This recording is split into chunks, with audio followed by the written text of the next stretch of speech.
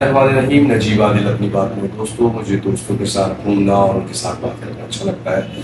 آپ میرے دوست ہیں، دوست لیے آپ سے بات کرتا ہوں۔ آج 14 اگست 2026 جمعے کا دن اور مبارک دن تھا۔ آپ سب کو 14 بہت مبارک ہو، یوم آزادی مبارک ہو۔ 14 اگست 1947 کو پاکستان ماضر وجود میں آیا۔ قائد اعظم اور ان کی تمام ٹیم نے انتہائی درجے کی کوشش اور محنت اور لگن کے ساتھ اور محبت کے ساتھ پاکستان کو انگریزوں کی غلامی سے آزاد کرا کے پاکستان کے مسلمانوں کو ایک تحفہ دیا۔ 27 شب قدر کی رات تھی اور پاکستان شب قدر کی رات کو جب یہ آزاد ہوا تو صرف پاکستان ہی آزاد نہیں ہوا بلکہ مسلمان ایک ایسی قوم کے ساتھ جو مذہب بھی دوسرا رکھتی تھی، ان کا رہنے اور سہنے کا اسٹائل بھی الگ تھا، ان کے ساتھ آزادی حاصل کی اور پاکستان کو ایک الگ مقامی الگ لوگوں کے ساتھ الگ ایک مقام دیا گیا، دو قومی نظریے کے تحت۔ پاکستان کے وجود کے بعد جب پاکستان کا وجود دنیا میں ابھر گیا اور پاکستان 1947 کو آزادی کی نئی صبح کے ساتھ آزاد ہوا تو قائد اعظم اور ان کی ٹیم کی جو محنت تھی وہ رنگ لے کے آئی۔ بہت سارے مہاجرین پاکستان ہجرت کر کے آئے، اپنا سب کچھ چھوڑ کر لٹا کر بہت ساری جانیں دے کر جب پاکستان آئے تو پاکستان میں ان کو بڑا وارملی ویلکم کیا گیا۔ اور پاکستان کو جب آزادی ملی تو پاکستان کو آزادی کے ساتھ قدرت نے جس خطے میں زمین پاکستان کی ہے اس میں لاتعداد معدنی وسائل، بھرپور سونا اگلتی ہوئی زمین، لہلہاتے کھیت، اچھے یوتھ، پڑھے لکھے یوتھ اور ینگ یوتھ، کہیں گیس کے ذخائر تھے تو کہیں تیل کے ذخائر تھے، بھرپور معدنی وسائل کے ساتھ ایسے ذخائر پاکستان کی زمین پہ پہاڑوں میں خوبصورت سونا اگلتے، کہیں لیتھیم ہے، کہیں گیس اور کوئلے کے ذخائر ہیں، کہیں وائٹ گولڈ ہے، تو کہیں بہت بڑے بڑے $1 ٹریلین کے میگنیشیم کے ذخائر ہیں اور بہت ساری معدنی وسائل اور بہت ساری اس طرح کی چیزیں موجود تھیں۔ اور پھر اگر آپ دیکھتے ہیں پشاور اور گردنوا میں، سوات میں پہاڑوں کے درمیان اتنے قیمتی جواہرات، اتنے قیمتی روبی پتھر جیسے قیمتی نوادرات سے پاکستان کو نوازا گیا۔ اور پھر اس کے ساتھ ساتھ پاکستان کی ایک ینگسٹ یوتھ بھی پاکستان کو اللہ نے قدرت کے طور پہ تحفے میں دی۔ لیکن جب پاکستان آزاد ہوا اور پاکستان جب first governor general Quaid Azam محمد علی جناح بنے تو اس وقت پاکستان بڑا خوبصورت تھا۔ ہم پاکستان کی تعمیر و ترقی کے لیے بڑے کوشاں تھے، بڑے پرعزم تھے، جتنے بھی سرکاری افسران تھے بڑے ہی ایماندار اور بہت ہی قابل لوگ تھے۔ لیکن پھر ہوتا گیا یہ کہ جیسے جیسے وقت گزرتا گیا پاکستان پر عجیب قسم کے لوگ مسلط ہونا شروع ہو گئے۔ سوچے سمجھے لوگ، یہ وہی لوگ ہیں جنہوں نے پاکستان بننے میں مخالفت میں سب سے آگے تھے، پاکستان بننے کی مخالفت میں سب سے آگے وہ لوگ تھے۔ اور پھر پاکستان پر ان لوگوں کا قبضہ ہو گیا اور پاکستان میں وہ لوگ سیاسی بنیادوں پر، پولیٹیکل پارٹی کی بنیادوں پر پاکستان پر سوچے سمجھے منصوبے کے تحت، کیونکہ بہت چلاک اور سمجھدار اور ہر طرف سے سلجھے ہوئے الجھے ہوئے، اور پھر پاکستان میں نے جب پاکستان کو ترقی میں دیکھا تو وہ آمریت کے دور میں دیکھا، جہاں پر ایک غریب عوام کو نہ پانی کا فکر تھی، نہ گیس کی، نہ بجلی کی، نہ اس کو روزگار کی فکر تھی، نہ ہر آئے دن کی مہنگائی کی فکر تھی، نہ آئے دن بڑھتے ہوئے بے روزگاری کی فکر تھی، بلکہ اس آمریت کے دور میں بہت سکون تھا، سنبھلتی ہوئی معیشت تھی، مستقبل پاکستان کا روشن نظر آتا تھا اور اس طرح کے بہت سارے اچھے معاملات تھے۔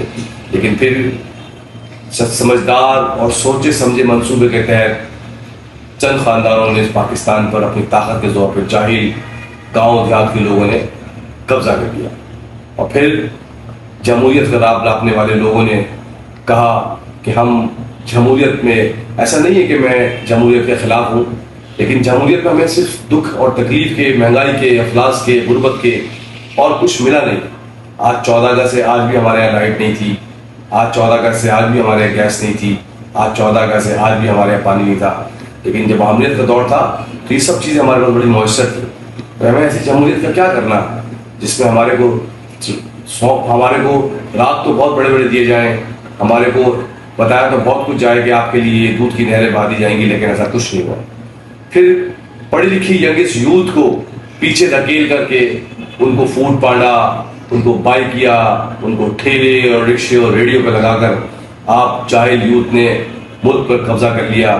جاہل پولیٹیکل ورکرز نے بڑے بڑے اداروں کی بھاگ دوڑ سنبھال لی، اور پڑھی لکھی ینگ یوتھ کو ایک طرف دھکیلنے کے بعد پاکستان کا برا حال کر دیا. اتنے معدنی وسائل رکھنے کے باوجود، اتنے ذخائر رکھنے کے باوجود، $1 ٹریلین کی معدنی چیزیں پاکستان کے پاس موجود ہیں، لیکن کیونکہ پڑھے لکھے لوگ ان اداروں پہ نہیں تھے تو ان معدنی وسائل کو کون یوٹیلائز کرتا. تو انہوں نے اس کا آسان حل یہ نکالا کہ قرضے لینا شروع کر دیے اور پاکستان کو قرضوں کی راہ پہ چلا دیا. یہ وہی پاکستان ہے جو ترقی یافتہ ممالک کو قرضے دیا کرتا تھا، لیکن آج وہ خود قرضے لیتا ہے. اور ہر پاکستانی، وہ پڑھے لکھے یوتھ جس کا کوئی قصور نہیں ہے، اگر ان کے ہاتھوں میں پاکستان ہوتا تو آج پاکستان کو اس جگہ پہ لا کر کھڑا کرتے جہاں پاکستان لوگوں کو قرضے دیتا. لیکن اس یوتھ کو بھی قرضے کی آگ میں دھکیل دیا گیا. اگر آپ صرف 4 سالوں کا تخمینہ لگائیں تو 4 سال میں تقریباً ڈبل جو 43 ارب ڈالر کا قرضہ تھا، آج وہی 90 ارب ڈالر یعنی $90 ٹریلین کا قرضہ پاکستان لے چکا ہے 4 سالوں کے اندر. یہ قرضہ کہاں گیا؟ کیا آپ نے پاکستان میں کوئی ترقی دیکھی؟ کیا پاکستان میں کوئی اور ایسی آپ نے چیز دیکھی جس سے آپ کو یہ محسوس ہو کہ اتنا قرضہ لیا گیا ہے تو پاکستان کی تعمیر و ترقی میں خرچ کیا گیا ہوگا، پاکستان کی اس اور لوگوں کے اوپر خرچ کیا گیا ہوگا، پاکستان میں انفلیشن اور مہنگائی اور غربت کے اوپر خرچ کیا گیا ہوگا، پاکستان کی تعلیم پہ خرچ کیا ہوگا؟ لیکن ایسا کہیں آپ کو کہیں نظر نہیں آتا. یہ قرضہ کہاں چلا گیا یہ تو اللہ ہی کو بہتر پتا ہے اور لینے والوں کو پتا ہے. لیکن ہر اس ینگسٹ یوتھ کو، ہر اس ینگ پڑھے لکھے نوجوان کو قرضے میں مبتلا ان جاہلوں نے کر دیا جو کہ ملک چلانا صرف قرضے کی بنیاد پر جانتے تھے، باقی جو معدنی وسائل پاکستان کے تھے ان کو یوٹیلائز کرنا نہیں جانتے تھے. اگر آج پاکستان کا نوجوان، پاکستان کا پڑھا لکھا نوجوان اس معدنی وسائل کو اگر وہ پہلے سے ان پوسٹوں پہ ہوتا اور پاکستان کی بھاگ دوڑ سنبھالا ہوتا تو آج پاکستان کی یہ کنڈیشن نہیں ہوتی، آج پاکستان قرضوں پہ نہیں چل رہا ہوتا، آج پاکستان کا نام سرفرو ہوتا، آج پاکستان کا نام بڑے ترقی یافتہ ممالک کی جس فہرست میں بلندیوں پر ہوتا اور ہم پاکستان کو سلوٹ کرتی دنیا. میں ابا اختیار سے گزارش کروں گا کہ ہمیں قائد کا پاکستان جو انہوں نے سونپا تھا، ہمیں وہ پاکستان دوبارہ بنا. خدا سے گزارش کرتا ہوں بحیثیت پاکستانی، ہمیں وہ قائد کا پاکستان چاہیے جس طرح قائد کی لیڈرشپ ایک پڑھی لکھی لیڈرشپ تھی. آج کا نوجوان بھی بہت پڑھا لکھا اور لیڈرشپ نوجوان ہے، لیکن ہمارے آج کے نوجوانوں کو کوئی کاکروچ کہہ رہا ہے تو کوئی مٹروا کہہ رہا ہے تو کوئی کچھ کہہ رہا ہے تو کوئی کچھ کہہ رہا ہے. صرف ایک ہی شخص صاحب مراد علی شاہ صاحب کا بیان میں نے سنا جو انہوں نے کہا کہ آج کا نوجوان کا ہمارے لیے کاکروچ نہیں بلکہ پڑھا لکھا نوجوان ہمارا اثاثہ، ہمارا سرمایہ ہے. تو مجھے ان کی بات کو اپریشیٹ کرتا ہوں کہ وہ ایک واحد مراد علی شاہ صاحب تھے جنہوں نے کہا کہ وہ خاص ماشاء اللہ خود پڑھے لکھے آدمی ہیں، تو انہوں نے اس بات کو سمجھا. تو ہمیں وہی قائد کی طرح پڑھے لکھے لوگ جو ان کی لیڈرشپ تھی وہی لیڈرشپ ہمیں چاہیے جو آج کا نوجوان یہ قابلیت رکھتا ہے، یہ ایبلٹی رکھتا ہے. اور اگر آج کے نوجوان کے ہاتھوں میں اگر ہم پاکستان کی بھاگ دوڑ کو دیتے ہیں تو یقین مانیے کہ چند ہی عرصے میں ہم پاکستان کو کچھ مختلف پائیں گے. پاکستان کو ہم اس طرح مختلف پائیں گے کہ پاکستان ان ترقی یافتہ ممالک کی صف اول میں کھڑا ہوگا جو آج پاکستان کو قرضے دیتے ہیں. پاکستان ان کو قرضے دے گا. پاکستان کو ایسی قیادت نہیں چاہیے جو صرف قرضے دے کر پاکستان کو چلانا جانتی ہو. پاکستان کے معدنی وسائل، پاکستان کے سونا ابلتی زمینوں کو، پہاڑوں میں سے جو معدنی ذخائر ہیں ان کو استعمال کرنے کی ان کے اندر اہلیت نہیں ہے. تو وہ سیاستدان، وہ پولیٹیکل پارٹیاں ان کو یہ حق نہیں پہنچتا کہ وہ پاکستان پہ اب مزید حکومتیں کریں. پاکستان ان لوگوں کے ہاتھ میں دیجیے جو پاکستان کے معدنی وسائل کو استعمال کر کے، پاکستان کے پہاڑوں کو اس میں سے معدنی وسائل نکال کر اس کو استعمال کر کے دنیا میں پاکستان کا نام اجاگر کریں. میری بات سے اتفاق کریں تو مجھے کمنٹس میں اور شیئر کر کے اور لائک کر کے ضرور بتائیے گا. اپنا خیال رکھیے گا. پاکستان زندہ باد، پاکستان پائیدہ باد.